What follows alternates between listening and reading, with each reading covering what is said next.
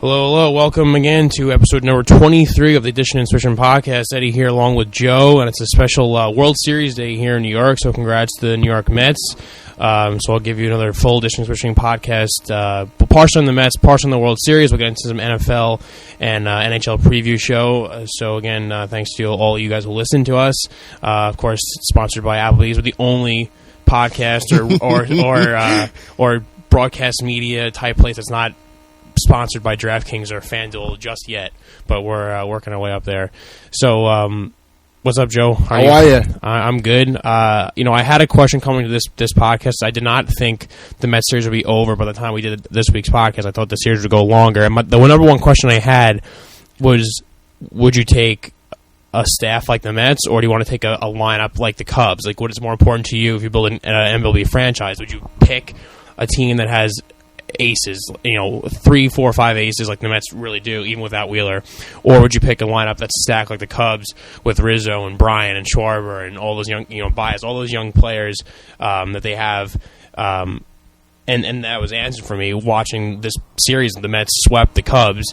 They destroyed them. They had 5 hits the first 3 games of the series. I'm not sure how many hits they had last night. I mean, the offense was just nowhere to be found. So it really goes to show me that having a staff like the Mets do, having a DeGrom, a Harvey, a Syndergaard, a Matz, even with their bullpen's pretty mediocre too, which is Familia's been great. He's been money good and all the playoffs. When you have a good closer, your bullpen's irrelevant. Especially when you have a rotation as good as they do. Clippard was good when they first made the move for him. He's been shaky, recently. Outside of that, I really can't name you a go-to guy I would trust. But their starters, when you have starters like that, you don't even need to have the bullpen. And you had Colon come in relief last night. You had Nice, I think, pitched 2 games in game 3. So, that question to me is answered. I'm taking starters now. I'm a Yankee fan. You're a Yankee fan. We actually gave the Yankees a higher.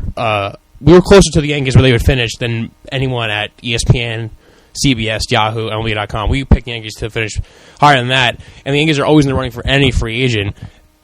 I'm going to only want pitching now. I'm going to want homegrown studs because it shows you how important it is. Because you'll always find timely hitting in the playoffs. You'll find a Daniel Murphy come. Timeout. I'll take that back.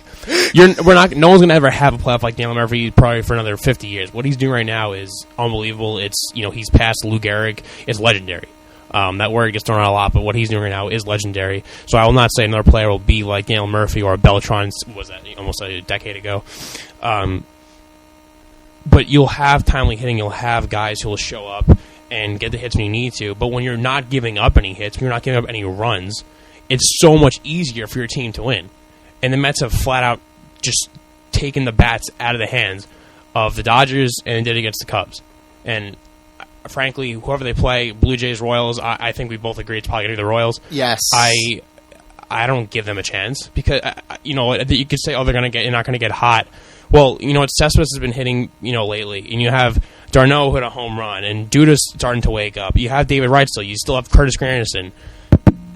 Even if Murray doesn't hit a home run every game, the guy's still batting over 400. And when you have a DeGrom, a Harvey, a Syndergaard, like I said, you're going to give up. You could write it down 3 runs or less every single game they start. And having Colon come in relief is not bad. Having Matz pitch a game 4 is not bad either because some people predicted him to be the best of the whole group. So right now the Mets prove to me that if you have a good starting staff like they did, and they did a great job of drafting, of a trade, the Dickey trade got them Syndergaard, the Beltran trade got them Wheeler. What they did was amazing how they built this team, and it shows everyone in the MLB, all 29 other teams, you have a good starting staff, your team will go this far in the playoffs. And the Cubs were people said the Cubs were a couple years ahead of where they're going to end up. The Mets are also a couple years where they're going to end up, and good for them again. Kudos to them. It's a good time to be in New York. Not a Mets fan, but I have no problem rooting for them. And this team is built. If they keep this team somehow, if Harvey doesn't leave, if they sign Cespedes and Murphy in the offseason, they have a good core for years to come just based on their arms, on their staff. Sorry for that whole opening monologue, and now you're. They deserve all the praise they get. We were discussing the Yankees and the Mets on our podcast a couple of months ago, and I was very high on the Mets. You know that. We both had both New York teams. We had them both in the playoffs. Not sure what episode it was, but anyone wants And to, any of our listeners want to go back, check the tape. Roll the tape. We both had them. We're the toot our own horns. We had them both in the playoffs, like you said, and for the NHL playoffs, we had the Rangers and Blackhawks in the Cup. So we had half we right. Had the Cavs and the Warriors, and in the final. we did. So good. We've been money good with the predictions. So go back and check those. Check the tape. Our predictions have been on point. So. Hello, big-time media groups, CBS, ESPN, NBC, Fox Sports. You want to hire us? We are waiting for the offers. But as for now, just Applebee's who is sponsoring us. So anyway, continue with your I love the fact that Applebee's sponsors us. That's great. Yeah, they absolutely deserve all the praise they get. A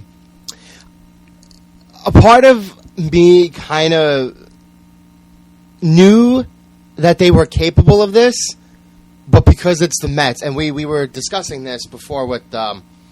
We were discussing this before with our friends about how Mets fans, and there's always that feel to how the organization seems to carry themselves, whether it's the cloud of the whole, Wilpons, not spending money, or the whole, Madoff kind of influence, whether it's Sandy not making the trade or not going all out in free agency or doing stuff to help the team. The truth of the matter is that he did a masterful job of architecting this current iteration of this team right now.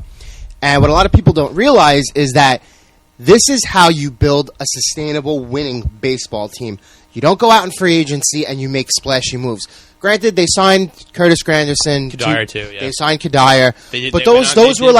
They made smart trades. Clipper, I said, for the first half. They made smart signings. But as you could argue, was the turning final point of the team. piece. It was the turning point of the season for them. The one thing that everybody knew about this Mets team, and it's not like they were good overnight. They were 52-50.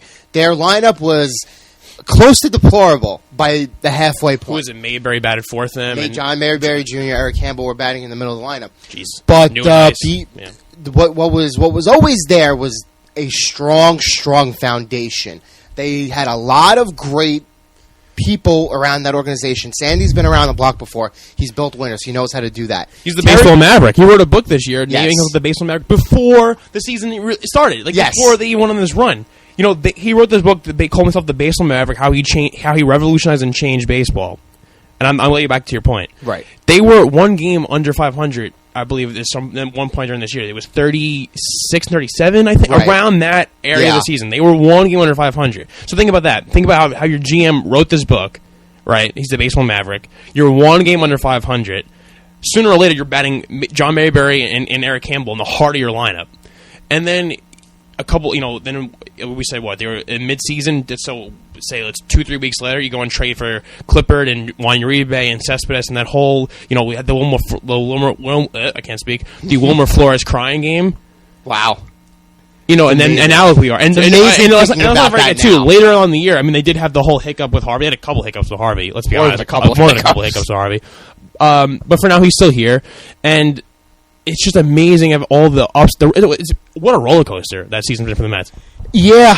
Well, they also started pretty hot too. They did start hot. You're right. They started as hot as it's a true roller coaster. It's like a lot of sine waves over and over and over again. I think. But getting back to my point, it's that there were always so many just redeeming qualities and stable people leading the way in this organization. There was Sandy from the top. Terry Collins has been almost like what Tom Coughlin has been to the Giants. He's almost been like Tom Coughlin texted Terry Collins after the game, congratulating him. And Terry Collins said they're both very similar guys. Absolutely. So it's the perfect analogy. That's right. That's Terry Collins' press conference right there. That's all he sounds like. He's a lovable guy. At some points of the year, he could have been blamed for a lot of the buffoonery going on, a lot of the hiccups, a lot of the moments where you scratch your head. But when push comes to shove, he managed his team into the World Series. There are a couple ways to manage a team. Collins takes the fatherly kind of embraceful approach to it. And don't get me wrong, how old is he? He's 66, I think. Yeah, he's one of the older managers in the league. Yeah, he's one of the oldest. Around, is he the same age as Halford? Around the same age? They're talking about this morning on Boomer and Carton. He's around the same age as both guys. TC. I can check that for you. Yeah, but I know for a fact he's one of the older managers in the league. A lot of the managers in this era of baseball are very young. They just played. You're either very old or very young. A lot of managers who's getting into the No game middle right now man. are players that we used to watch, which is a Right. sign of us getting old. Matheny, guys like that, right? But so Collins, very stabilizing presence, almost like a father figure. He's able to connect to players, whether they're younger, whether they're older. You look at their captain, David Wright. And nobody deserves it more than him. Unquestionable leader. Yeah. He's had a really, really, really rough patch over these last couple of years. He has a degenerative spinal injury that's going to deteriorate his back for the rest of his life. Let's just state the facts. And it's going to cut his career short. Sure. Spinal stenosis, yeah, for some it's more severe. I mean, he's lucky right now he could play because some people have it at a much severe stage earlier on, and they can't do what he's doing right now. He's playing third base for a World Series team. And you know what he did? He could have left. There was a point in time where when the franchise was in a transition period between 2000, I want to say the late 2008, and maybe 2011. Right, the Madoff Those 3 years, the 3-year period was a they were very much in limbo. Had no idea if they were coming or going. They had Reyes still here. They had Wright still here. There were a lot of pieces that were still here that were there from the leftover residue from the teams that almost went to the World Series back in 2006. So at the time, they made the decision. They traded Beltran. Ended up being the right move, despite Wheeler having Tommy John surgery. He's still an asset. They could have dealt him mid-season. That's how good he was, even if he was sitting out the whole year. He's your 5-starter who could be a guy who has potential to be a 1 on most teams. Yeah. I mean, he'll probably round out, assuming he comes back very nicely, very healthy. He'll probably round out as a nice 2-starter, maybe a 3-starter, because the Mets they have arms. They have a staff of 1s, and that's the point I wanted to hit on. The overarching point is that I'm saying you got to pick the staff of the arms over the lineup of bats. But the weird thing about the Mets is they don't really have a staff of a 1, of an ace, or maybe 2 aces like some teams have, like a Dodgers team, right. or maybe you could argue the Nationals, other teams that have good guys who could be 1s on multiple teams. The Mets have every starter could be a 1 on a baseball team. They don't have a real 2. They don't have a real 3. They don't have a real 4. So they might be in a class of their own in terms of having a staff this strong in the place. I have not seen this in my lifetime. Which is of a why staff Sandy this strong. revolutionized. He's the baseball maverick. I will say this though: I don't think any of these starters are necessarily elite starters. Like if you had made me list a top 10 list of starters like this year, DeGrom was borderline in that top 10, but I don't think you have a really truly elite guy. See, I think you have really good number ones. No, you have guys who are number ones on 2/3 of the teams in the baseball. See, you can flip the script and say, the whole notion going to the Dodgers series, it was the notion that Clayton Kershaw could not win the big game. Right. You couldn't win a big game, meaning a game once it was in the postseason. He just was atrocious. So I could just argue that if you're a Cy Young candidate or an All-Star level pitcher, which DeGrom was an All-Star this year, and then you go and dominate the playoffs, that to me is more important than being, I guess, a regular season, having a legendary regular season and then being nowhere to be found in the playoffs.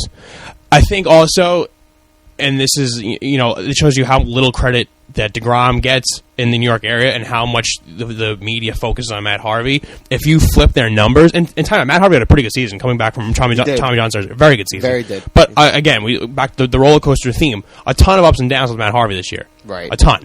With recently in the playoffs missing the workout, the whole Boris issue. I mean, a lot of up and downs. The least stabilizing presence on the Mets. Without a doubt.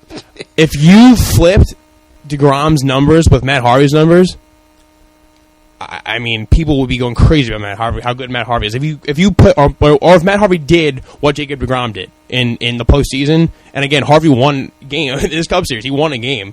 But I think the rhetoric, the whole, the conversation behind it would be way different. And I think people value Matt Harvey, maybe because he was the first, and Joe and Evans talked about this before too. Maybe it's because Harvey was the first guy to do it, the first guy to come here and start this whole new Mets era, and DeGrom was behind him. But I don't think it's fair at all for the credit the lack of credit that DeGrom is getting. And you're not saying you're bashing him, but you're saying that he's not an elite starter, and I have to disagree with that. Because I think if Matt Harvey did what DeGrom did, you would say Harvey's an elite starter. I think people don't value DeGrom as much as Matt Harvey, and right now he is their best starter. No, bar none. He is absolutely 100% their period. best Stop. starter. Best starter on the Mets right now. He became a star this season. Next year it could be Harvey. Next year it could be Syndergaard. Next Right. year it could be Wheeler. Next year it could be Matz. Next year or it could stay DeGrom. That's what the scary part is. We don't know. But right now, this season, Jacob deGrom is the Mets' best starter. He is the Mets 1. He is the Mets 8. You know, it's not even a conversation. Not a conversation. It's amazing. Oh, it's great. It's a great lineup. It's a great pitching rotation. And I don't know. I mean, who are your elite starters then? I mean, you're going to throw Greinke and you're going to throw Kershaw at me. It's a very small list. They didn't win. They did not win their games. DeGrom won. He beat them. To me, the full season matters. The full season. Scherzer had a phenomenal season too. Scherzer, they didn't make the playoffs. I don't know what he would have done. You could throw, but I think to not have right now the Mets' top 3 starters in the conversation, I think is wrong. Just based on what they did, they carried this team. They did. And next year we might add Mass. We might add Zach Wheeler. We don't know yet, but I think you cannot say that DeGrom is not in the same class as those guys, because I know damn well, because everyone loves the Dark Knight and I like Matt Harvey. The guy, I know he wants to be a Yankee, and that's great with me. But I think it's unfair that DeGrom is not getting the love he deserves because his name isn't Matt Harvey and because he wasn't the Dark Knight. He wasn't the first guy here. And I know for a fact if you change what they've done, if you put each other in the opposite person's shoes, it would be a whole different rhetoric following that one person and a whole other thing following, Matt Harvey, if he was putting up the numbers that DeGrom did. That's just what it comes down to. And I think it's totally unfair. He's in the conversation as an elite starter.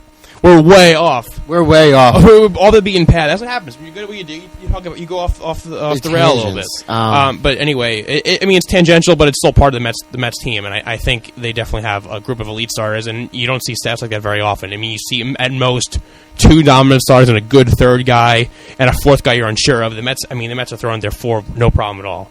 It amazing. Goes to show you that the National League, essentially this season, was looked at as like this. The Nationals are bust. Unbelievable. Like, it was the Nationals a bust for a lot of people, and they were a total bust.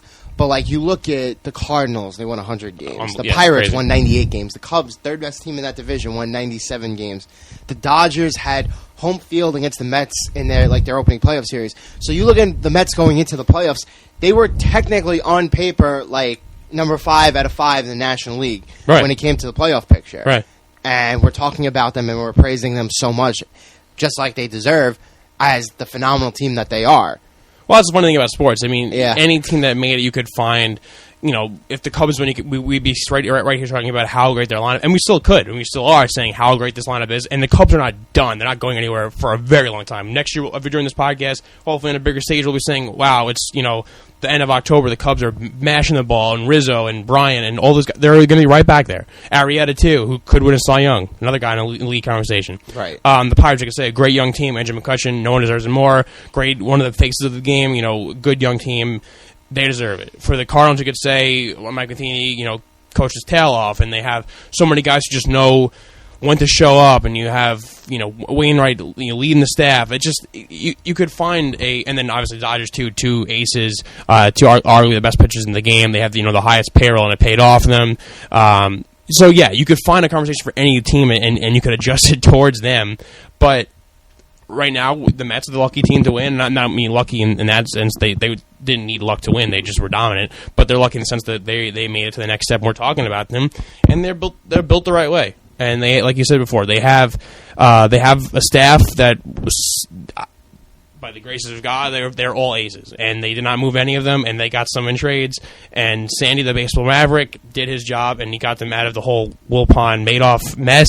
He kept David Wright their captain, and he built a team around him. Like they said before, with Cespedes could have been the turning point in the season. I would really like to talk about him a little more. And now you have Dylan Murphy. I think the presence that he had on this team was unbelievable. You could argue that I think most people knew he carried them to the playoffs.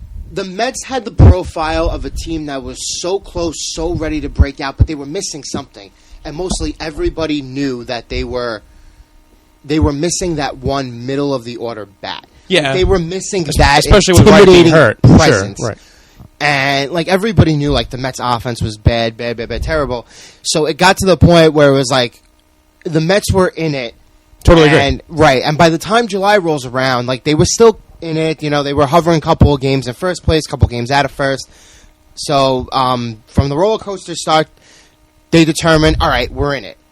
So it was actually a blessing in disguise because Sandy went out and lo and behold goes out and option number one.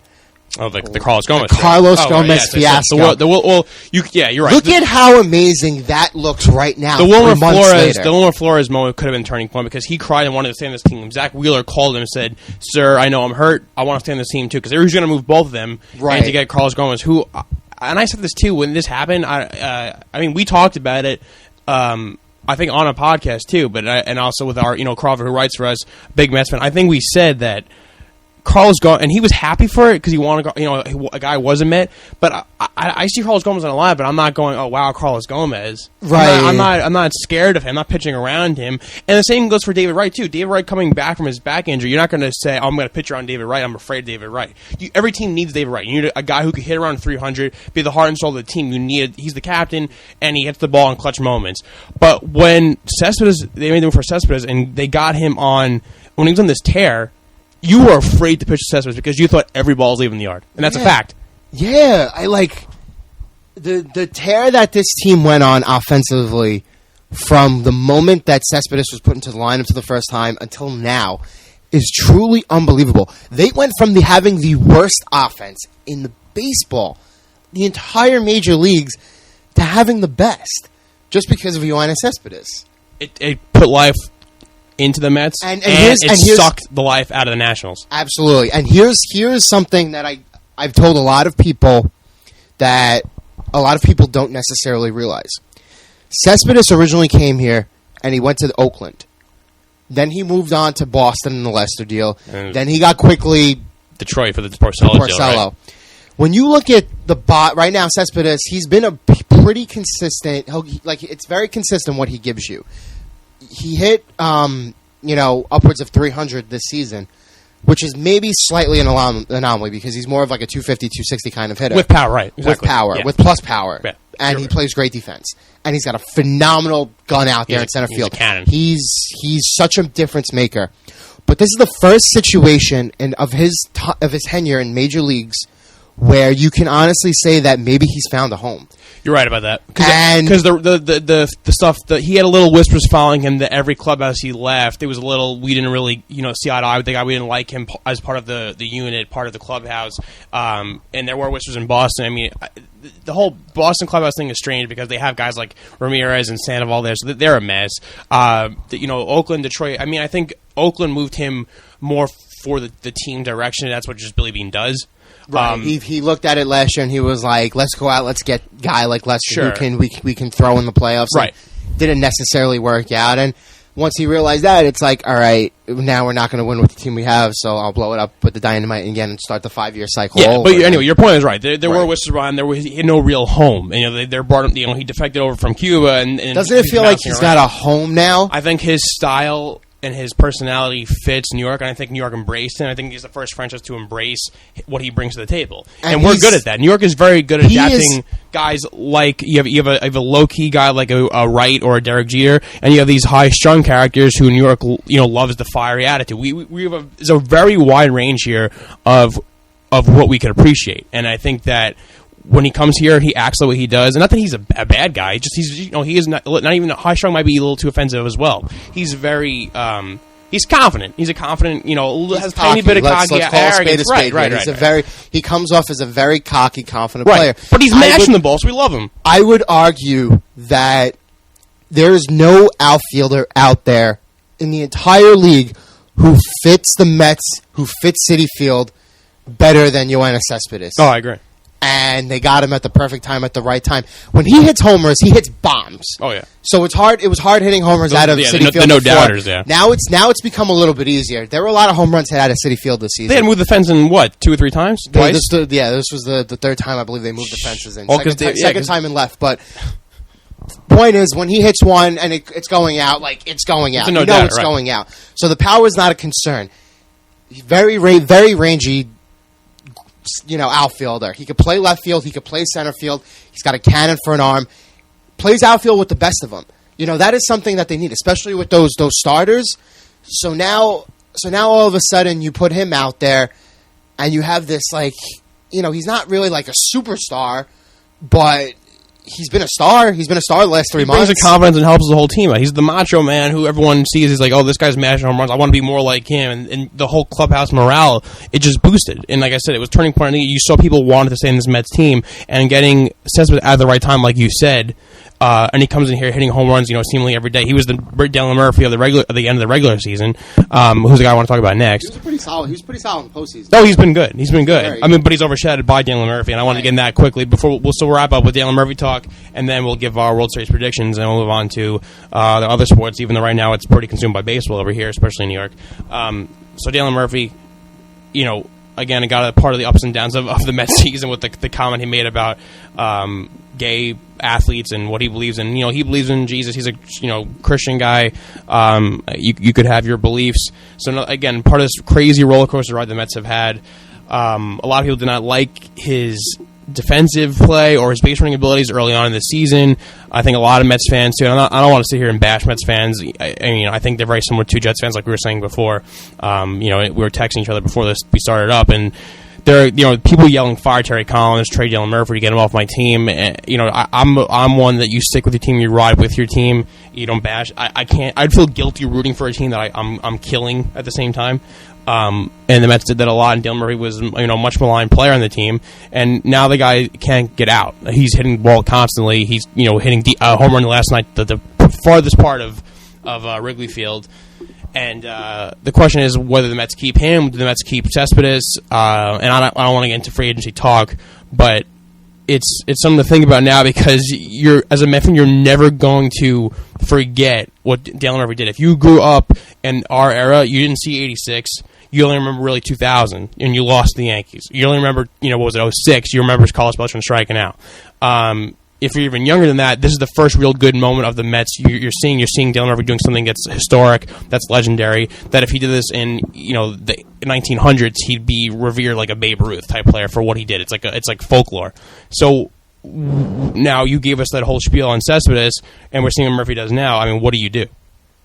It's going to be a very, very tough decision, and to me, the Mets will spend money, and they will have money coming off the books. So obviously, they won't have Cologne, and then after next, Kadire comes off. So they have some flexibility to do some stuff. They're gonna have to sign the pitchers, obviously. Yeah. I think the big decision ultimately is: do we want to give Cespedes the big money? And if we give Cespedes the big money, they're gonna lose somebody. And as much as obviously this is just a prediction. Not holding anybody to anything. My gut feeling says that after this, Murphy's going to want, hopefully they win the World Series, because if he wins the World Series, I think it makes the decision so much easier. He'll think to himself, I did everything I could in New York. I helped them get a ring. I had an amazing time. Now it's time for me to go out there, test free agency, get what I can, get me a long-term deal, get me some financial security.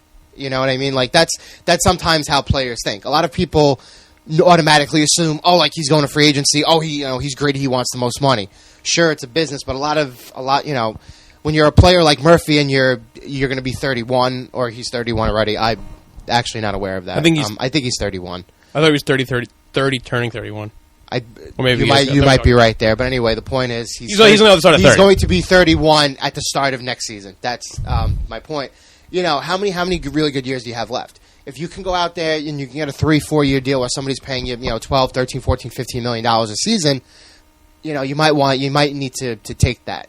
So in that sense, him leaving would be more for, I think, security and more or less reasons like that, instead of I don't love the Mets here and they didn't pay me, so I'm gonna go out elsewhere and chase money. I don't think that's what it comes down to. So ultimately, it's, do you want to give Cespedes 6 years, $120 million? And take your chance, sign the pitchers you can, and then rework the roster from there. Maybe promote another guy who could play the infield, who could be your new second baseman, like they found, Conforto as a solution in the outfield. Or do you want to sign Murphy, sign Cespedes, throw out all this money, and then kind of play, Russian roulette with the pitchers later? Does DeGrom sign? If DeGrom signs, then you got to worry about Syndergaard and Harvey. And then Harvey, we already know, is kind of One foot on the edge. You know Harvey's got the ego and the Harvey has one foot at the door already. He's got the balls to say, whether like, it's from him or Scott Boras. I want $200 million on the open market. My agent Scott Boras, and guess what? I'm going to get it. Like that's Matt Harvey. So you don't know what kind of game they're playing there.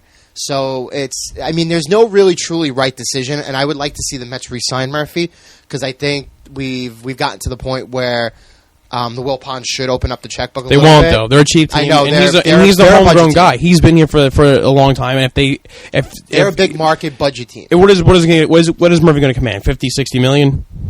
Yeah, I keep saying $60 million. Tell the Mets to sign him 5 for 60. Have the Mets sign him 5 years, $60 million, well, I know, yeah. At the end of the contract, you're going to hate it. You're going to really hate it. You're going to love it for the first 2 years, and you're going to hate it for the next 3. But the one thing in Murphy is he could always hit. He could always hit the ball. Here's what he is. Is he going to wow you in the biggest pass? Absolutely not. You'll be scratching your head. I agree with Eric in the sense that he's a very, very, very average, and that's being lenient. Average defender. He has no real true position. So you're staying in the National League. You lose out on the possibility of being a DH.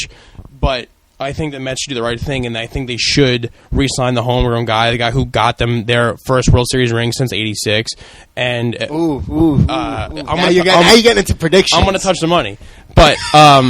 But I think they have to do that, and I just don't see them shelling out. And what is Cespedes going to cost? On the flip side, 150 plus. Yeah, I think he's going to cost 6 years, 120. I think he's going to. Okay, so he's going to want $20 million a year, and he's going to want 6 years. Okay, so I don't see the Mets doing that. I don't see the Mets spending that much money on him. I think they can spend the money if they like. So they have. I think ultimately their decision is: do we keep Murphy or do we keep Cespedes? Does it have to be that way? I think it has to be that way, considering that the Wilpons don't spend unless the Wilpons surprise us and they're like, all right, we got Cologne coming off, we got some. Well, guys that could be they could have the thought in their head saying they won. Could very well end up finding a taker for like Granderson or Kadire and like maybe pay off half their salary. I don't think anyone wants Kadire. I don't think anybody wants. I'm just saying Granderson potentially, but no, not with. Granderson's got 2 years left in that contract. Granderson's had a pretty good year. Yeah, he's not a bad player, and I mean, like he makes $15 million. That's a little bit of a tough pill to swallow if you're like a smaller budget team. Sure. But his salary is not bad for what he is. I mean, he earns his salary. There is one little bit of hope for Mets fans, and that's if the Wilpons say Murphy and Cespedes won us a World Series with the starting rotation we have. Let's keep both and ride this out and see how many more we can potentially get with a Mats for a full year, with a Wheeler for their first year, full year for the first time, and while we still have Matt Harvey. So I think there is a slim chance they could say this one time we'll do it because we're going to do the right thing for Murphy. We're going to let him finish a career in orange and blue, which I think they should. I think he fits this team very well. He's a guy who's been here for a very long time, so I think they should do the right thing by him. You don't see loyalty, much more in sports, but I think he deserves it. And I think Cespedes could be the new bat they build around, especially with around the second half of his career with the whole spinal stenosis. You don't know what the outcome of his career will be in the next couple of years. So I think Cespedes is the guy you build around. Murphy you keep because he's still he's still a large part of your offense. Right. He still hits the ball. He's a stick in your lineup, so you need him. Eric, our friend Eric, said that he doesn't really have a plus tool, but I mean he does. Have a plus tool. He hits 150 hits every year. There's value in a guy who hits 285, to go and pull the Gary Cohen and say he's a net negative. I mean, it's ridiculous. What he's doing in the playoffs right now has never been done before. So that's just no way to argue that. So I think Murphy is a guy who you can plug. He plugs very nicely either at 2. I mean, he's been hitting 3 in this postseason for the Mets, and he's done a remarkable job. So if you can get to the World Series with Daniel Murphy as your number 3 hitter, guess what? He's a 3 hitter. That's what it is. Yeah. So you could hit him 2, you could hit him 3. Maybe not necessarily 4 or 5 because those are where your power guys go. But I mean, if he's going to hit 285, 290, you could play him at the top of your lineup. Look, all I know is this: if the Mets go and win this World Series, and then a couple months later, and you go and see them lose out on Cespedes, and they're back to being a mediocre team. I mean, it's just going to be a crazy team. I mean, yeah, you'll be happy you won one, but to be a cheap owner and lose out on the chance to keep this core intact for at least another 2 years. Until whatever happens with Harvey, I mean, it's just kind of ridiculous, and I feel bad for Mets fans because there's just no reason to not keep a guy who got you to this point when there was no salary cap in baseball, when you were playing for a big market team in New York. There's just no way around it. And unfortunately, I mean, I think I'm leaning towards them keeping Murphy over Cespedes because he's just been there. But I don't even know who the better answer is to keep. But I think if I think they do the right thing by the team, by the fans, and sign both those players. I did touch on my prediction before, so I can start out with first. I just think that these pitchers won't stop. They're not your typical, like I said before, 2-star, 3-star, or 4-star. You're facing all ones, and they held the Cubs lineup to 5 hits in the first 3 games. They're going to probably play the Royals. I don't see the Blue Jays coming back, who do have a better and scarier lineup, and I think a better pitching staff. I would take Price over the Royals.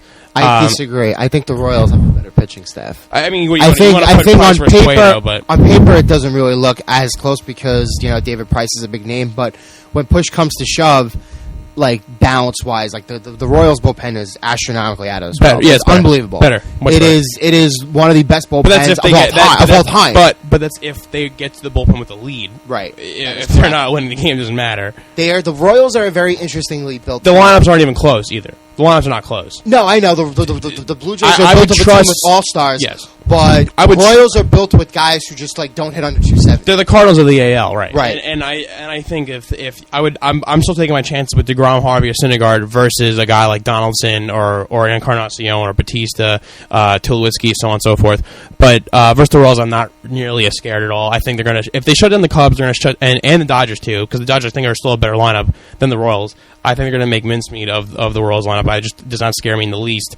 I don't think that they'll slip out. I cannot see a game where Syndergaard, Harvey, or DeGrom, or even Matt at this point will give up 5, 6, 7 runs and just blow up. I just do not see that happening at all. They're locked in. They're in the zone right now. Familia's locked in the zone. I just really see these pitchers going 6, 7 innings every single game. Maybe not. Maybe Matt's closer to 5 or 6 than the other 3 guys. But I just see these guys. They're throwing darts right now, and they're at least 6 innings and at least 2 runs or less. That's all it is. So every game you're gonna see 3 or less. That's honestly how I feel. I mean, these Royals, they're facing pitching they've never seen before. It's just going to be a tough go for them. I really see the Mets. I'm not going to say another sweep, but I mean, if the Mets, I think it's short. It's going to be a short series. It's going to be 4 or 5 instead of a 6 or a 7. I think everyone wants to be like the safe and say, Mets and 6. Mets just give the Royals a couple of games here and there. I don't see how. I just don't see how. Murphy's not going to slow down his tear. Even if Murphy doesn't hit another home run this whole series, he's still going to hit the ball for average. You have Cespedes too, who's always a third to go deep. Duda could put one out if he wants, like he did last night. So give me the Mets. Give me the Mets in 5 games. I'm very strong with the Mets. It's going to be very close to that too. I think if it's the Royals, it'll probably go at least 5, if not 6. I think the Royals are better, more completely constructed. Then who do you see the Royals beating twice? What? Who are the Royals beating twice? I mean, they could. The series starts in Kansas City.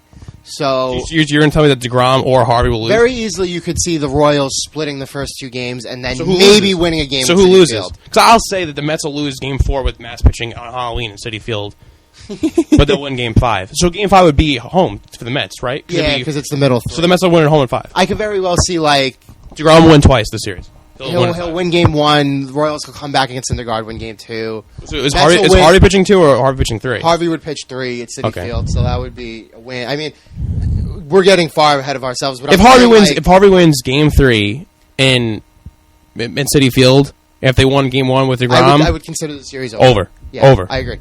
I think if the Mets lead the series after, regardless of who they play, if they lead the series after 3 games, the series is over. It's 100% done. 100% done. No, I don't think it's possible. I just can't. Rabbit Brainer, I can't fathom the Mets losing 4 games with the pitching rotation they have, because any of those guys, they could literally no-hit the Royals. Like that, they have the chance to do that, to put the Royals, to shut the Royals out every single game. All the starters have that ability, and the Royals don't.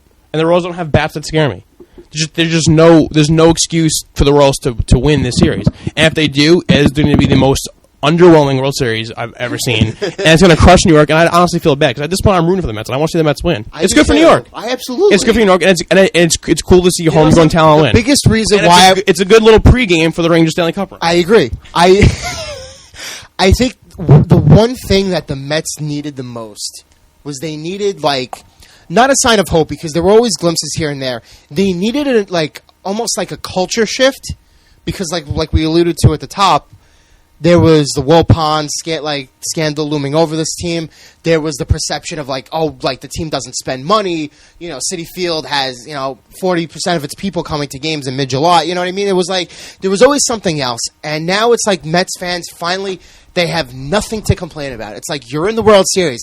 You have the best rotation in baseball. Not even close. Francesa opened up his show today and said, if you were to poll every other team in Major League Baseball and you had the opportunity to trade your organization with the Mets, he said the Mets wouldn't trade their organization for everybody. And he said there would be a list of teams who would be like, sure, they would trade organizations with the Mets. That's a good point. That's a good conversation to have, too. The Mets are definitely on a short list. I can think of a few teams on the top of my head, but I think the Mets are one of them. They're in the top 5-6 right now of teams who you would like French organizations you would want. It's probably it's the Mets, it's the Cubs. They are currently the Pirates. Yes. They're a lot of NL teams, mostly NL teams. Depending on where Bryce goes, and Nationals you might throw in there because they still have two studs. I mean, I think that I've been saying this for a while. Teams like the Nationals, the Tigers, and the Dodgers have a problem because they've spent exuberant amount. Nationals not as much because I still think Scherzer's still in his prime, and you have a 23-year-old Bryce Harper, and I think you're gonna be okay. They have a very good team, and they're probably Tigers and Dodgers are worse. Dodgers will be worse because they're gonna lose out on Greinke, and they have no Mattingly now, so it's a new manager. They have the highest payroll in baseball. I mean, Gonzalez is an older bat, so that's different. I don't want to get off this. I don't. Yeah, your point's right. These teams that spend a lot of money, there's nothing to them. There seems to be no really truly sustainable thing going on. The Mets took the Cardinals approach, the Pirates approach, the Royals approach. The Royals have a pretty well built team. Yeah, the Astros too. They took that the Astros are getting there too. The Cubs are on the rise. What team did I just have off the top of my head that's going to enter this discussion next year? Regardless, They took the approach, the very, very, very slow, long-term building approach. And you know something?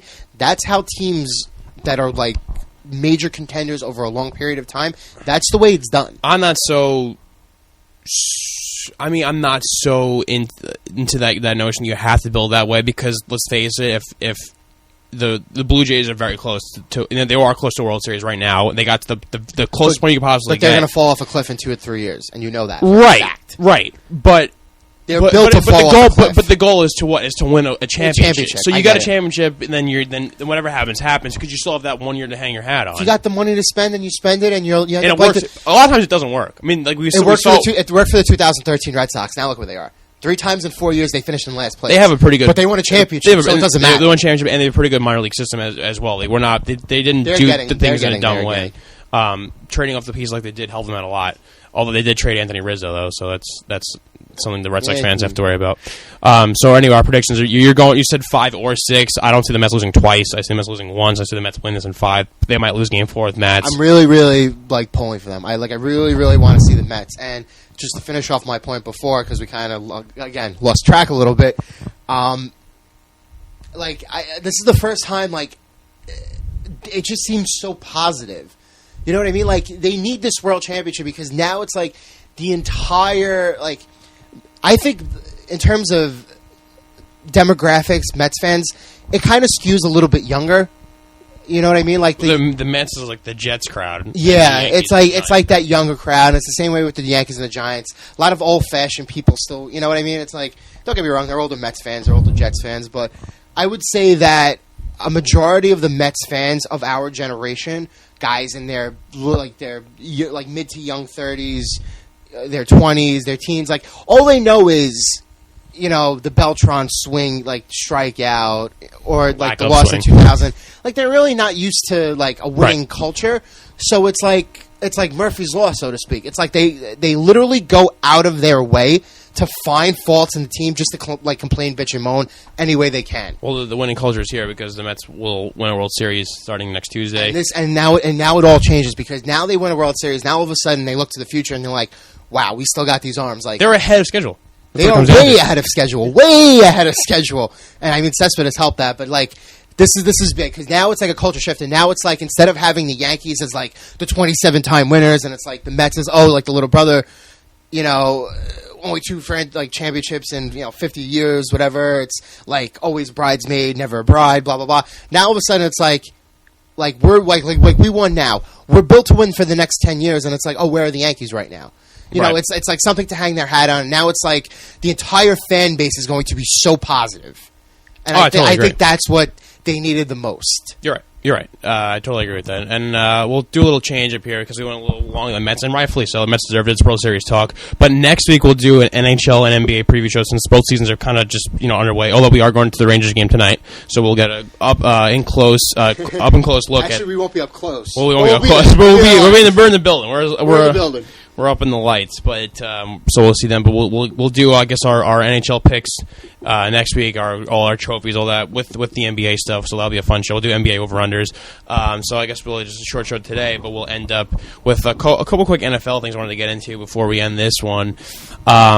I think game of the week this week is Jets Pats. They're playing up in Foxborough. Jets have they not necessarily have won or beat. They haven't necessarily beat the Pats every single game they played recently, but under Rex they did seemingly play them pretty well, or as well as any other team the NFL has. And I think this Jets team right now is better than a lot of the teams that Rex has had. Ivory's one of the best running backs in the NFL.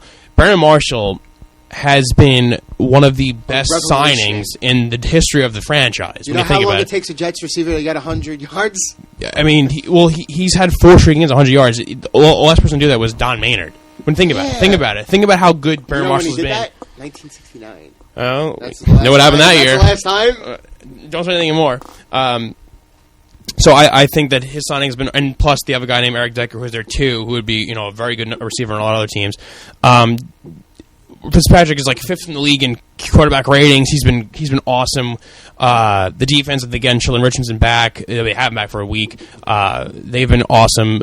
A great team, but you're running the buzzsaw. That's the Pats. They did not beat the Colts 70-10 like a lot of people thought they would. Really the only game they struggled, or you could even say they didn't really struggle because it was close in the end, was the Bills game. They won by 8, I think, but it wasn't really close as the score was. So they're heading to Foxborough this week, and I'm going to say one thing. The Jets and Pats will split this year. They will split. I agree with that. They will split. The Pats will lose one game for the Jets, and I think this won't be the game, but this game will be within one score. This will be a very scary game for New England, because if they lose this game, now all of a sudden they're thinking to themselves, wow, we're not in first place, and now we got to compete with the Jets. It's a whole new mindset. The Patriots, for the last couple of years, they've been kind of like alone at the top. Sure. They're usually winning 12, 13, 14 games, and the next best team in the division usually has 8 or 9 wins. Yeah. There's always that cushion. Right. Now they're entering week 7 with the Jets 1 game behind. If the Jets win, they're in first place. Like, now you're going through the I guess the third point, like the 1/3 point of the season. We passed the quarter point. Now we're approaching the halfway point, somewhere in between. But now all of a sudden you're like, it would be after week 7. Jets would be 5-1. Patriots would be 5-1. The Jets would be 2-0 in the division. Right. You know what I mean? In a division that we both, I don't remember exactly what you said about the division, but I know I was very high in the division as a whole. I thought the Bills and Dolphins would be better than what they are right now. Bills have struggled sometimes. Dolphins fired their coach. The Jets have been the only team besides the Pats to really show anything of note. And the Jets won't get the respect they deserve. Even if they beat the Pats, the people still say, the Pats are bound to lose. They're not going to go undefeated. The Jets have a good, solid team, but in the playoffs, we're going to trust the Pats. The Pats are going to say we're not afraid of the Jets, blah, blah, blah, the same old story. But I think with the Jets team like this, that's built on defense, that's going to run the ball down your throat with Chris Ivory, who, again, like I said, I cannot emphasize, has been one of the best running backs in the NFL. And you have a receiver for the Jets who has not, has done something for the Jets that's not been done since Don Maynard, who I believe he's in the Hall of Fame. Yeah, Don Maynard's in the Hall of Fame. Yeah. So it's not done in, decades. So this team is built properly. It's always hard to go up against a high-powered offense like the Pats with Brady and Amendola and Edelman, and even with this broken pinky, and you have Gronk still, and Blunt's been great for them. So it's tough, and it's the first real matchup for the Jets. But I still see them splitting, and I still see this being a one-score game. Maybe the Jets can't keep up with them. Maybe the Jets lose this game 24-21, something like that. But they're going to show them they're for real, and I think everyone knows the Jets are for real to begin with. I believe in the Jets. I don't care who their quarterback is. I don't care if they don't have the pedigree. I don't care if they haven't been there before. I trust them because of the way the team is built. It's simple. It's the eye test. They can literally grind games to make it 10-7, 17-10. You know what I mean? Like, How many teams can do that? How many teams could say, like, we can throw out Muhammad Wilkerson, Sheldon Richardson, and Leonard Williams on passing downs? Right. Not many. I would argue that the Jets have taken the Giants approach in recent years, where they've just loaded up on the front line and the secondary. The one weakness of the Jets is probably their linebacking core, and it's want to pretty freaking. It's good. I mean, David Harris is going to control the middle, but I want to see who covers Gronk. That's going to be a tough matchup in the game. Well, they throw like Gilchrist or Pryor on. Right. You know what I mean? It's like that's what I want to see. And they're going to be. They're going to be without Buster Screen this week because of his concussion. Mm-hmm. So unless he passes protocol before the receiver, Sunday, I'm not they're not going to have a slot. I'm not as worried about the receivers. I think you're going to put blanket Revis. I'm guessing on Edelman. The one thing about this game though is that the Jets come out and smack the Pats in the mouth, and like the Pats score 10, 13, 17 points, something along the lines of that, and the Jets win this game.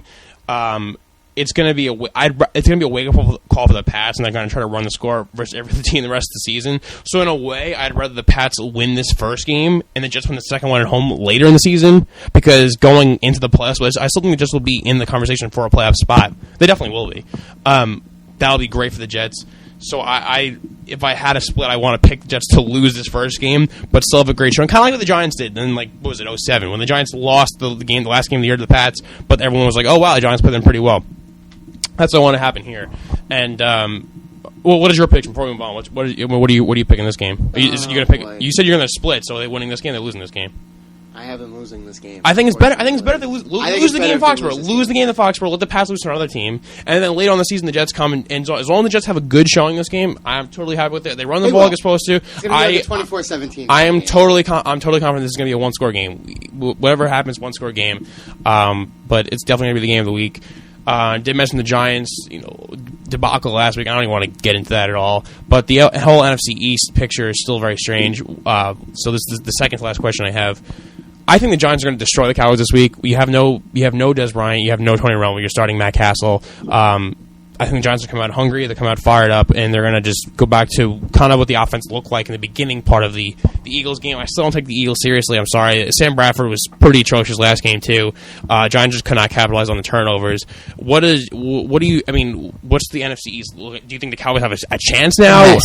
No. If the Cowboys can find some way to be 500 by the time Tony Romo comes back, then they have a chance. Probably around Thanksgiving. So that's still a month away. If they're 6-6, 7-6 by the time Romo gets back, they said what was it, week 11 or 12, something? Yeah, something like that. Around very close to that. If they're still hovering like that, all of a sudden you get Romo and Dez back, they could win 3 or 4 in a row and win the division very, very easily. Right. But until then, it kind of seems like they're just missing too much. Right. Like you can't win without your number one quarterback and your number one receiver who's a top 10 receiver in the league. It's too hard to do that.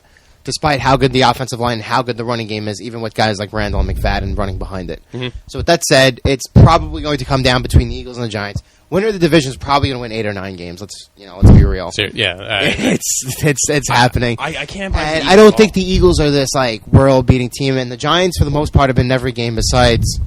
Monday really, this night's game. Yeah, this is really the only game. This is the first game. As much as you want to say it bad about the Eagles game, I mean the Falcons game, the Cowboys game, the first 2 weeks of the season where they should have won those 2 games. I mean, this game was worse by far. This game is much sloppier. It looks worse to the Giants. The other 2, the first 2 games of the season, they played pretty well, and they were in both games. They should have won both games, and now you wish you had those 2 extra wins because this Eagles loss wouldn't be as big. Just say, it's 1 week, it was 1 screw up, and let's move on. But now with those other losses, I mean, now you're tied for first, you're actually losing the division now to the Eagles. But I mean, the Eagles have decided to run the ball with Murray more, which I think is smart of them. Still doesn't fit their offense. I still don't trust Sam Bradford. The defense is pretty good though. But I still can't trust Bradford at all. I'm not going to. The defense is not good enough to push them. He was terrible. Yeah, they're not a good team, and I can't trust the Cowboys without Dez, without Tony Romo. So the Giants, as long as the Giants could minimize the mistakes, I still think the division is theirs to win. If they lose this game to the Cowboys, the Giants that is, they lose this game, I mean, their season's over with because you cannot lose to a backup quarterback. It's as simple as that. You'll need to play like a 2-time Super Bowl MVP and win this game and rattle off a few wins in a row and just assert dominance again. So I think this game actually makes or breaks the Giants' season, but I still think it should be a game the Giants could win by 2 or 3 scores. The last question I had for you. Not a ton of people are talking about this week, but I thought it was kind of interesting because we had a little segment on the undefeated teams in the NFL, and we touched on the Broncos a bit. But the Broncos are winning despite Peyton Manning. So the Broncos will have a good record later in the season. The Broncos will make the playoffs because the rest of the division stinks. He's had his worst stats basically in his career since his early, rookie year. Do you trust them at all? No, absolutely not. They're going to get into the playoffs and they're going to lose. They're going to end up being like 12-4 though, or some. It doesn't really matter because Indy doesn't hit people in the mouth, and last year they came into Denver and they hit him in the mouth. That's the problem. That's the problem because the Broncos defense is good. It's been better on the Wade Phillips. Very good, but it's not like 2013 Seahawks good. It's not like 09 Jets good. It's not like the 07 Giants, with a D-line good. It's not 2000 Ravens good. It's not 85 Bears good. It's not Steel Curtain good. Like that. It's not that good of a defense where it can hold their own and get them. And you need Peyton Manning. The team wins because of Peyton Manning, but right now they're not. Their running game with whoever they're using at this point is not that strong. The very, very fluky thing about Denver is that turnovers really are like a statistic that tends to balance out. Like very rarely, the last team that I can remember having like an absurdly high like plus turnover stat were the Saints in 2009, right? And they won the Super Bowl that year. So it does happen. But at the same time, it's like they're going to level off. Like Denver's defense is good, and they're going to stop you for throughout the course of a game. At least 4 or 5 times you'll punt. But at the same time, there are going to be those moments where it's like, oh, they're not ending those drives with turnovers. So if you're not ending those drives with turnovers, what are you points will be scored. So it really doesn't matter if you win 11 or 12 games because I'm not trusting them in the playoffs. Right, like Peyton's arm is done. He's fully shot. He looks it. Like he looks absolutely totally done. He's going to have 3 or 4 games this year, which will be like 300-yard, 2-3 touchdown games, where he'll look like the Peyton of old because he's simply that good and he's still that smart. But he looks totally shot. He looks totally done. Even if they win a playoff, they're not going to win the Super Bowl. Could they win a playoff game? Could they get lucky and win a playoff game? Sure. Yeah, it depends on matchups. Right. It depends who they're playing. But it's just crazy that this team's going to run away the division, and they're going to get by with Peyton Manning playing. I don't even know where to rank him now. He's not even in the top 10 quarterbacks in the NFL. No, he's not. He's not even in the top 20. Yeah, no, the way he's playing, you're right. The stats are not there. He's not even in the top 30 with the way the stats are. It's been terrible, but they're undefeated, which is the crazy part. And their record, just being 6-0 right now at this point is going to help you. Get into the playoffs. I'm thinking of the top teams in the AFC off the top of my head. New England, they won't beat New England in the playoffs. Would not beat. I don't think beat Pittsburgh. I don't think they're beating Pittsburgh. I don't think they're beating Indianapolis again. So right there, those are the 3 top teams. I think the Jets would beat them. I think the Jets would beat them too. I think even Cincinnati could beat them. Oh, sure, since I totally forgot about Cincinnati. Yeah, you're right. I love Cincinnati this year. Well, hold on. Yeah, we'll save that for. But they've had looked good. They have looked good. Those are the other top 5 teams in the AFC, and that's before talking about teams like Buffalo. They could lose the Chargers. What? They could lose the Chargers. Well, Chargers right now, what are they, 2-4? It's like the Chargers played a pretty good game though versus the Packers. They played a very good game against the Steelers. They can't finish any game. No, they can't. They can't finish games. They're like the Seahawks of the AFC. That's their problem is. But I still think with the way Phil Rivers has been playing, those 6 teams that we just named are most going to be your 6 playoff teams, barring sure. really high unforeseen circumstances. The only other team that I could see squeaking in is if Buffalo gets hot and the Steelers, the Bengals, or the Jets kind of take a tumble right in the second half. Other than that, those 6 teams are pretty much right now enshrined. Kansas City's only won a game, Jacksonville's only won a game. Houston's not. Houston's a solid team, but I wouldn't really put them as a contender. No, the Ravens clearly in that. Over with. I don't think they're over with. I think they're not relevant for this NFL season. Right, correct. The Ravens were due to come back down to earth at some point and have a humbling 3-4-5 win season where they get a high draft pick and need to reload a little bit. Yeah, definitely the offensive side of the ball. So Oakland's not really a contender just yet. Not yet, no. Most likely they'll take a step next year if their guys are as good as advertised. So it's pretty much those 7 teams. It's one of the Steelers, Bengals, Bills, and Jets are going to be left out. But every single one of those teams can beat the Broncos. Right, and it's because they can beat the Broncos because of Peyton Manning. Right. That's just it's crazy to say this, that I'm 23 years old. We're both 23 years old, and we're seeing the end of Peyton Manning, and it's just incredible to see that how kudos to him for playing. I don't get why he's playing. I guess he thought the team would have another shot, and you could make the argument they do have a shot because C.J. Anderson was supposed to be the next big thing. Their defense has been much better, with Ware and with Von Miller and coached by Wade Phillips. It's a good defense. and you still have Demarius Thomas, still have Manuel Sanders. You lost Julius Thomas though, but I mean they're winning, but it's not because of him, and it's just a sad thing to see. But the AFC playoff picture, like you said, has it's a little bit of a mess right now, but especially the lower half. But anyway, that's about it. It's roughly an hour podcast here. So next week, like I said, we'll do the NHL preview, we'll do an NBA preview, the same show, dedicate the show just for them. NBA season will be just starting next week, I think Tuesday night.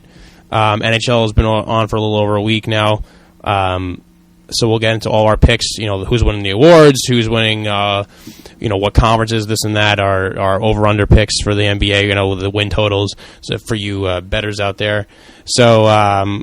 Again, I guess, actually, I didn't think about that, too. If the Mets do win the World Series, obviously we'll touch the Mets as well. But not much more we could say about this team than we did already, because we kind of covered all our bases there. Only, 4 or 5 games left for the Mets, so it goes longer. So that's pretty much it. Joe's occupied over here, but any last words? Any last words before we wrap this one up? Let's go Rangers. We'll yes, you're right.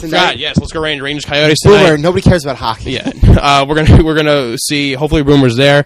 We're gonna see the Rangers. First time seeing the Rangers in action this year. I think they should. I didn't go to a game last year. I didn't go to a game last year either. Fun fact. I was supposed to go. First time in a year and a half going to a Rangers game. I was supposed to go to the Rangers Blackhawks last year. Brad Richards won that game, in overtime, I believe. But I was up in Boston, so I cannot go to that game. So we'll see him in person. It's one shift, one period, one game at a time, and the Rangers were on their way to a Stanley Cup pick. Is that my pick for my prediction? So we'll find out, I guess, next week. So again, thanks to Alois. Thanks to the Mets for all the content. Thanks to all you guys.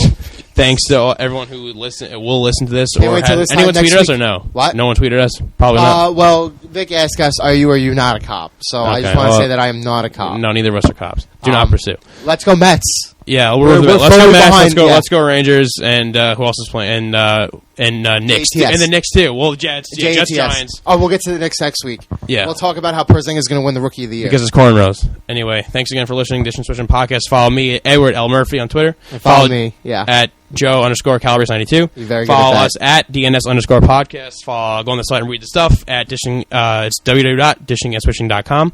And I'll follow the Facebook fan page, like it, comment, ask questions there too. We'll get back to you most definitely. So again, thanks, and we'll talk to you next week. Let's go Mets.